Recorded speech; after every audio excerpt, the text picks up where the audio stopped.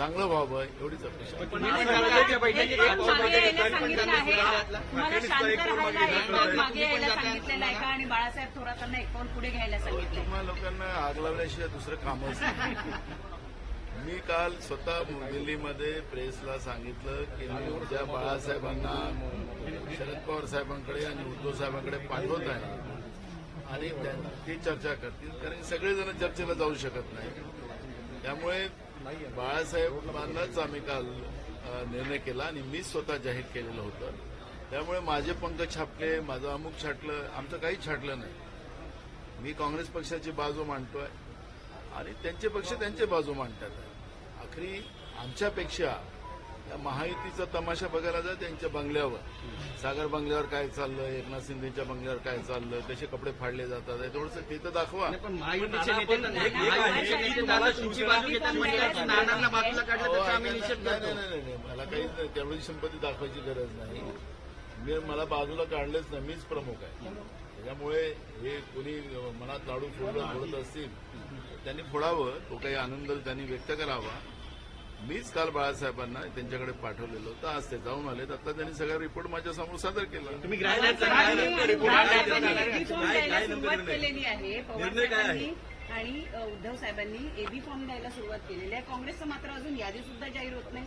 निश्चित असलेल्या उमेदवारांना एबी फॉर्म दिले जात नाही. तुम्हाला तात्काळ ठेवतायत का? चर्चा दरम्यान अडकून ठेवतायत का? काँग्रेस पक्ष चला आज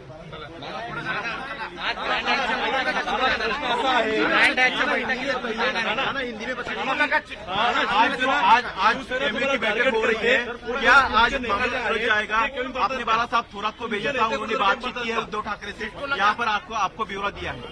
बिल्कुल, अभी बाला साहब ने मुझे पूरा डिटेल ब्यौरा दिया है और कुछ रास्ता बन सकता है ऐसा हमें लगता है. अभी हम सिरसिरी की मीटिंग में जा रहे हैं और रास्ता बनेगा ऐसा हमें लगता है. आज हम सब प्रस्ताव और आज ये अंतिम बैठक शिवसेना की हो, ये उम्मीद हम करते हैं.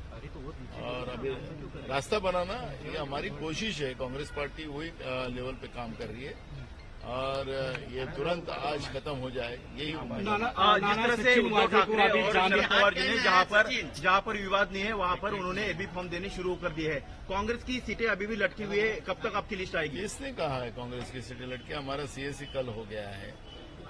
अभी कल हम लोग निकलेंगे क्योंकि हमारे नेता आज हमारी नेत्री प्रियंका गांधी, इनका फॉर्म भरने के लिए सब लोग वायनाड गए हैं और कल हम लोग को उसको टिकट सबका जाहिर करेंगे. अलायंस बना रहेगा, ये अलायंस बना रहेगा जो है उसमें अब झगड़ा या बात इतनी नहीं बढ़ेगी कि अलायंस टूट जाए. अरे मुझे ये नहीं समझ में आ रहा है कि महायुति में कैसे सागर बंगले में जाइए, वर्षा बंगले में जाइए, कैसे कपड़े फाड़ रहे हैं वहां पर, वहां थोड़ा वो भी दिखाइए. हमारे यहाँ तो सीट शेयरिंग का इश्यू, उनका तो सीट शेयरिंग के आगे निकल गया है, उनका तो बहुत मारामारी है, लेकिन वो नहीं दिखाते हुए महाविकास आघाड़ी के बारे में दिखा रहे. अरे मुझे यही कहना है कि रास्ता बनाएंगे. इसलिए आज हमने वरिष्ठ हमारे नेता बाला साहब थोरात जी को भी शरद पवार जी के पास और उद्धव जी के पास हमने भेजे थे. अभी वो चर्चा करके आए, अब मीटिंग में हम जा रहे हैं. कितनी सीटें पर बातचीत बनी हुई है, मतलब अटकी हुई है? होगा अभी आज आपको पता लगेगा. जामीन मिळालेला आहे, निवडणुकीच्या तोंडावर जामीन मिळणं कसं बघताय? ऐसा है की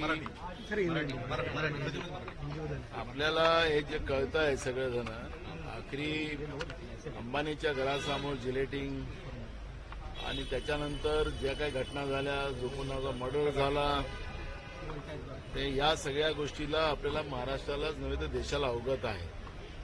त्याबद्दलचा मोठ्या प्रमाणात आम्ही प्रश्न विधानसभेत उभे केलेले होते. पण आखरी वाजे कोणाचा माणूस होता, परमबीर सिंग कोणाचा माणूस होता, हे सगळ्यांनाच माहिती आहे.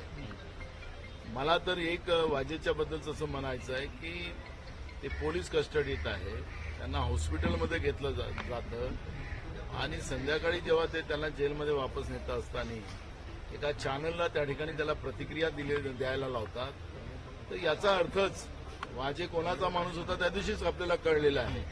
आणि त्याच्यामुळे ही जी काही रणनीती आणि महाराष्ट्राची बैमानी जी भाजप करत होती ते वाजेच्या प्रकरणामध्ये स्पष्ट दिसते आहे.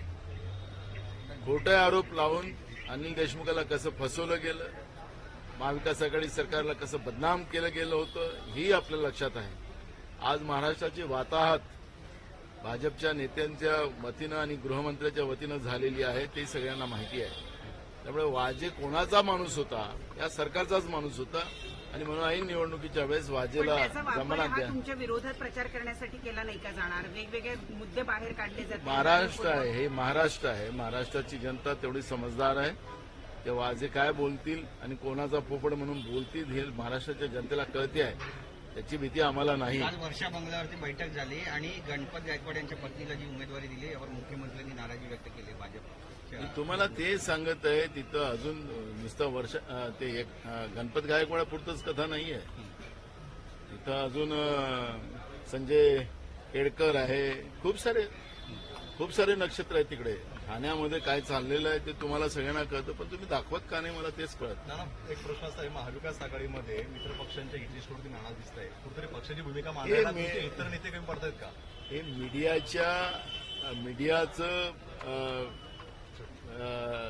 मीडिया मॅनेजमेंट आहे.